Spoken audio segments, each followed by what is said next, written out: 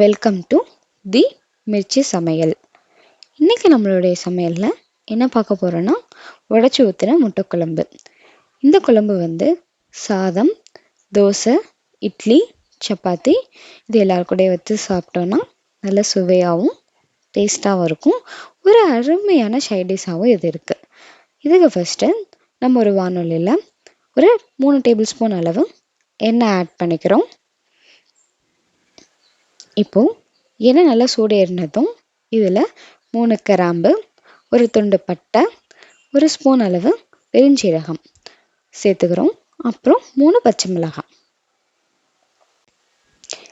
இதெல்லாம் சேர்த்ததுக்கப்புறம் கொஞ்சம் ஃப்ரை ஆகட்டும், கொஞ்சம் வதக்கி விட்டுக்கோங்க. இப்போ நல்லா பொரிஞ்சு கொஞ்சம் ஃப்ரை ஆகிடுச்சு.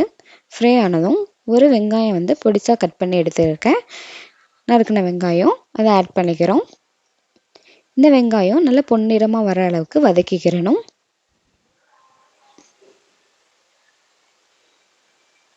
இப்போ நல்லா வெங்காயம் பொன்னிறமாக ஆயிடுச்சு.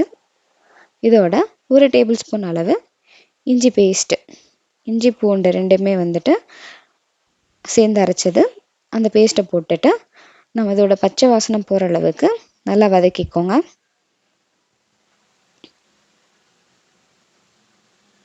இப்போ இதோட பச்சை வாசனை எல்லாம் போயிடுச்சு. இதில் 2 தக்காளியை நல்லா பியூரி மாதிரி அரைச்சி வச்சுருக்கோம், அதை ஆட் பண்ணிக்கிறோம்.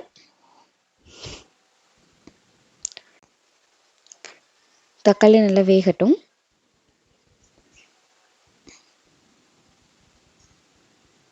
இப்போது தக்காளி, வெங்காயம் இதெல்லாம் வெந்ததுக்கப்புறம் இதில் 1/2 டேபிள் ஸ்பூன் அளவு காஷ்மீர் மிளகாய் பொடி, 1/2 டேபிள் ஸ்பூன் அளவு கரம் மசாலா பொடி, 2 டேபிள் ஸ்பூன் அளவு குழம்பு மிளகாய் பொடி, இது வீட்டில் ரெடி பண்ண குழம்பு மிளகாய் பொடி, இதெல்லாம் ஆட் பண்ணி நல்லா மிக்ஸ் பண்ணி விட்டுருங்க.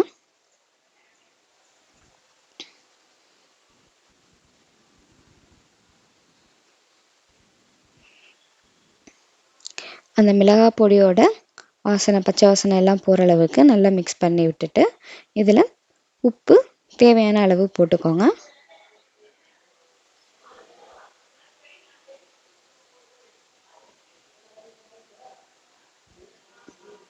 இதெல்லாம் போட்டு மிக்ஸ் பண்ணதுக்கப்புறம் இதை 1 நிமிஷம் அளவு மூடி போட்டு நல்லா வேக வச்சு எடுத்துக்கோங்க.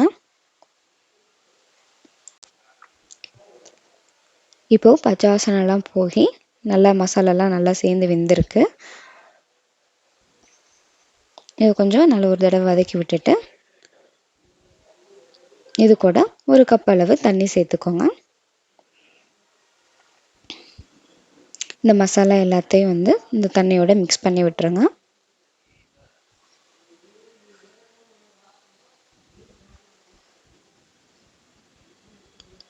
இப்போ தண்ணியோட சேர்ந்து மசாலா பொருள் எல்லாம் நல்லா வெந்ததும் உங்களுக்கு கொஞ்சம் தண்ணியாக வேணும், இல்லை செமி கிரேவியாக வேணும்னா 1 கப்போட நிப்பாட்டிக்கோங்க. கொஞ்சம் தண்ணியாக வேணும் அப்படின்னா நீ கொஞ்சம் தண்ணி சேர்த்துக்கோங்க.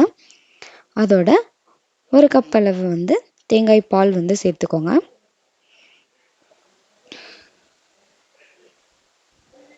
இப்போ தேங்காய் பால் சேர்த்துட்டு ஒரு 2 நிமிஷம் மூடி போட்டு நம்ம வேக வச்சிடலாம்.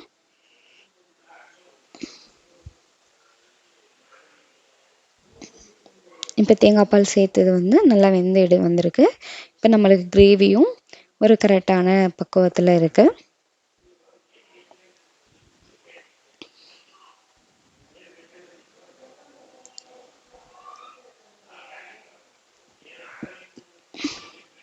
இந்த டயத்தில் நீங்கள் முட்டையை ஸ்லோவாக உடைச்சி ஊற்றிக்கோங்க.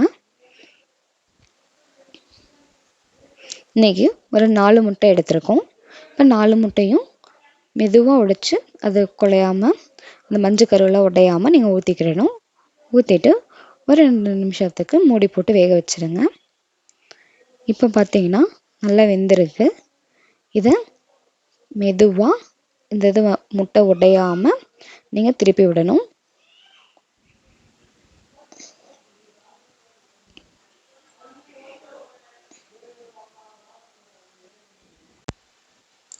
இப்போ ஸ்லோவாக 4 முட்டையையும் திருப்பி விட்டுடலாம்.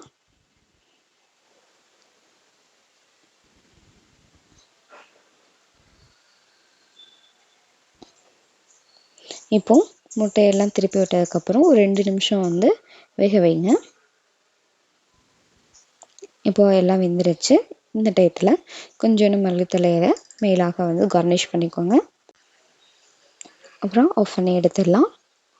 ஒரு சுவையான உடைச்சி ஊற்றின முட்டைக்குழம்பு தயார். ட்ரை பண்ணி பாருங்கள். இந்த வீடியோவுக்கு ஒரு லைக் பண்ணிவிடுங்க. அப்புறம் சேனலை ஒரு சப்ஸ்கிரைப் பண்ணிடுங்க. பெல் நோட்டிஃபிகேஷனை கிளிக் பண்ணிக்கோங்க.